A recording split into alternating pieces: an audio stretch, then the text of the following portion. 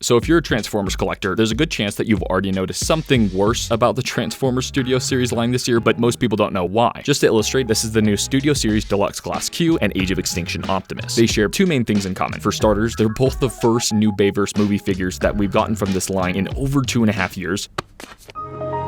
The second thing is that they both look pretty bad. I mean, this is a cartoonish amount of vehicle parts hanging off these figures, and what's really confusing about that is that they'd gotten so good at this since the line started, and it's almost as if all that steady improvement just went out the window this year. Well, it turns out it kinda did. In 2022, Hasbro's Transformers division let go of their only movie toy designer, Sam Smith. He's made some freaking legendary stuff, but with him gone now, these are the first Bayverse figures designed entirely by the Generations team, who specialize in G1 styled figures, and it really shows. Without pushing the blame to anyone besides Hasbro for making this cut, Q looks ridiculously oversimplified compared to any other deluxe class before it, and even though these are perfectly enjoyable to mess around with, it's pretty clear that the designers are understandably out of their depth with this type of engineering. For example, Prime's leg transformation is actually pretty involved and satisfying, but when you're finished with all the steps, the cab junk is still sitting in basically the same place as the original Voyager, while still making his backpack maybe arguably bigger. Oh my...